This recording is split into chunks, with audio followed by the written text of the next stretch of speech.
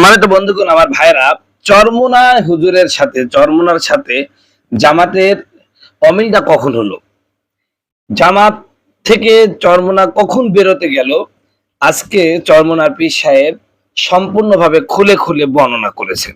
দেখুন সেই ভিডিওটা, আপনারা দেখলেই চোখ কপালে উঠে যাবে। আসলে আমরা যে চরমোনাকে দোষ দিই, আসলে চরমোনা একেবারে হচ্ছে দোষী না।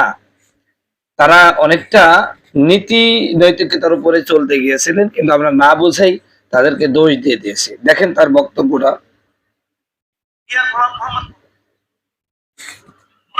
আমাদের সাথে যে শরীক রয়েছে তাদেরকে আমরা 100 আসন, আমাদের ব্যাপারে 200 আসন, এরকম একটা কথা মিয়া গোলাম মোহাম্মদ পরোয়ার সাহেব তাদের একটা ঘরোয়া বৈঠকে বলেছিল, আমাদের সাথে যে শরীক রয়েছে তাদেরকে আমরা 100 আসন, আমাদের ব্যাপারে 200 আসন, এরকম একটা কথা তিনি বলেছিলেন। তারা গোপনে আমেরিকার সাথে বৈঠক করে, খ্রিস্টান মিশনারির সঙ্গে তারা গোপনে বৈঠক করে, তারা ভারতের সঙ্গে বিভিন্ন সময় তারা গোপনে ধারাবাহিক বৈঠক করে।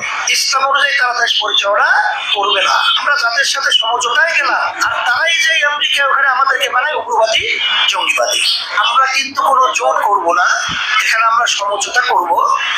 সেই লক্ষ্যে আমরা 5টা ইসলামী দল, কওমি ঘরানা, আমরা এক জায়গায় এসে আপনাদের সাংবাদিক বন্ধুদের মাধ্যমে আমরা এটা জাতির কাছে জানান দিয়েছিলাম। তারা কিন্তু আপনাদের সামনে ব্রিফ দিয়েছিল যে আমরা এই লক্ষ্যকে সামনে রেখে আমরা এক হয়ে কাজ করব। সেটা আপনারা জানেন, দেখেছেন। আমরা লিয়াজো কমিটি বানিয়েছি, সেখানে প্রতি দলের থেকে 2 জন করে সদস্য ছিল।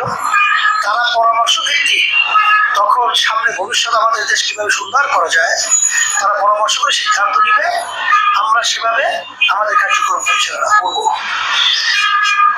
আমরা চলতে গিয়ে কতগুলো বিষয় আপনার দেশের অতীব জরুরি আমরা মনে করেছি।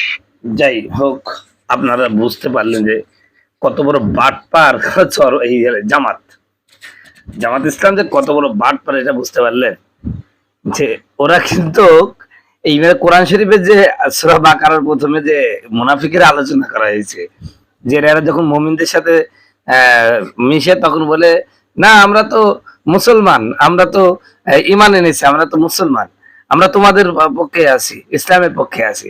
আবার যখন হয়ে গেছে গোপনে ওই সমস্ত লোকদের সাথে মিশে, অর্থাৎ আল্লাহ বিরোধীদের সাথে মিশে, তখন বলে না আমরা তোমাদের সাথে আছি।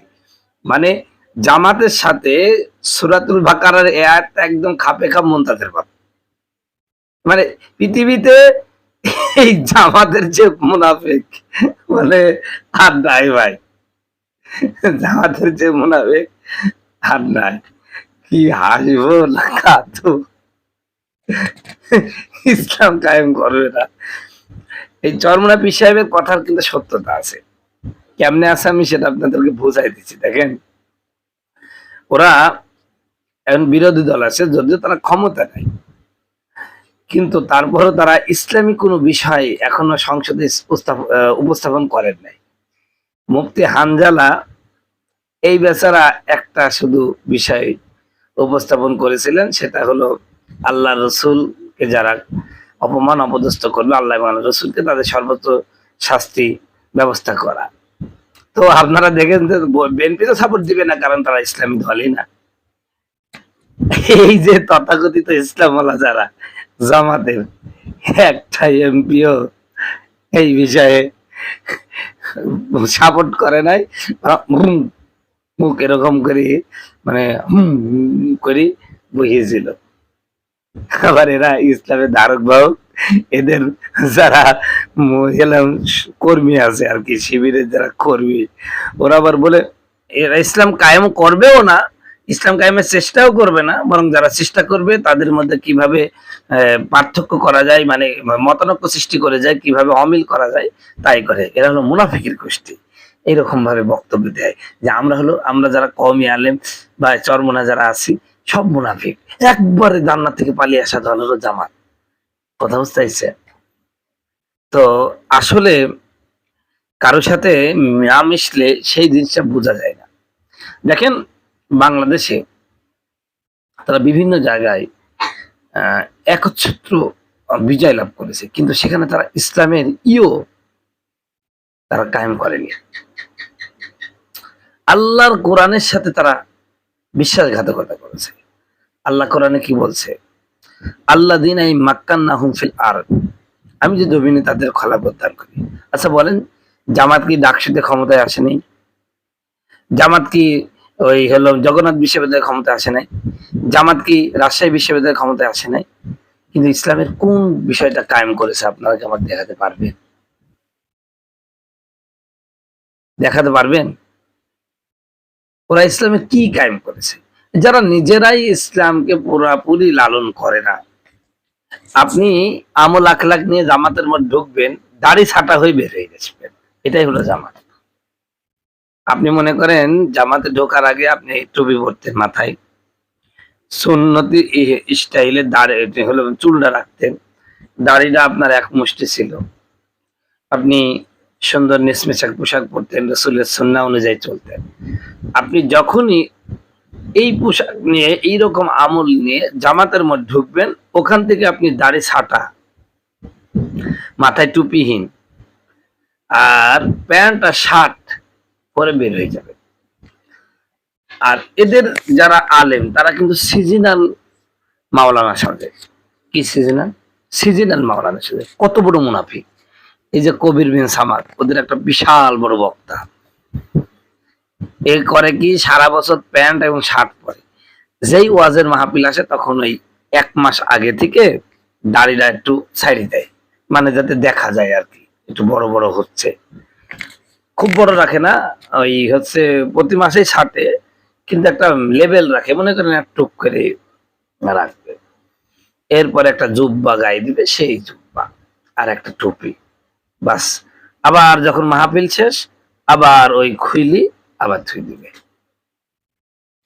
এখন বলতে পারেন যে পোশাকের মধ্যে ইসলাম নাই।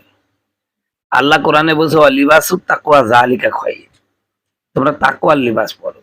তুমি প্যান্ট শার্ট পরে তুমি কিন্তু একটা নিষিদ্ধ জায়গায় যেতে পারবা, কিন্তু জুব্বা পরে পাঞ্জাবি পরে একটা নিষিদ্ধ জায়গায় গেলে তোমার মধ্যে কিন্তু একটা মানে বিবেক তোমার বলবে যে না, এই পোশাক এখানে যাওয়া যাবে না। তাহলে এটাই তো তাকওয়ার পোশাক, এটাই তো তাকওয়ার পোশাক। তো তাকওয়ার পোশাকের একটা গুরুত্ব আছে ভাই। এমনই ভাবে এদের প্রত্যেকটা দেখেন, আজকে তারেক মনোয়ারকে আব্দুল মালিক সাহেবের সাথে তুলনা করে জামাতের এই পাগলগুলো। আরে ভাই তুই কাক তুলনা করিস? যে লোকটা ফাঁসেক একটা, কখন কি পরে, কখন কোন স্টাইলে চলে তার ঠিক নেই। কখন দেখা যাচ্ছে প্যান্ট আর গেঞ্জি বাইদি ঘুরে বেড়াচ্ছে, অথচ আব্দুল মালিক সাহেবকে দেখলে একটা দরবেশ দরবেশ। যেটা হাদিসে এসেছে, তোমরা এমন মানুষের সাথে চলো যাদেরকে দেখলে আল্লাহর কথা মনে পড়ে। জামাতের কোন একজন বক্তাকে দেখলে, জামাতের কোন একজন কর্মীকে দেখলে আল্লাহর কথা মনে পড়ে, এটা সম্ভব না। বরং মনে হয় এরাও তথাকথিত কোনো পশ্চিমা সভ্যতার কোনো লোক, এটাই মনে হয়। তো যাই হোক, এদের কাজই হচ্ছে মানে মুখে যেটা বলবে সেটা করবে না। আল্লাহ বলছেন লিমা তাকুলুনা মা লা তাফালুন, তোমরা এমন কথা কেন বলো যা তোমরা নিজেরাই পালন করো না। এটাই হলো অবস্থা। তো সম্মানিত বন্ধুগণ, আমার ভাইয়েরা আমার, আশা করি আপনারা কথাগুলো বুঝতে পেরেছেন। আল্লাহ আমাদের সকলকে আমল করার তৌফিক দান করুন, সকল বলে আমিন। জামাতকে বলবো যে প্রকৃত ইসলামী দল হল, আপনাদের সাথে আমরা আছি ইনশাআল্লাহ।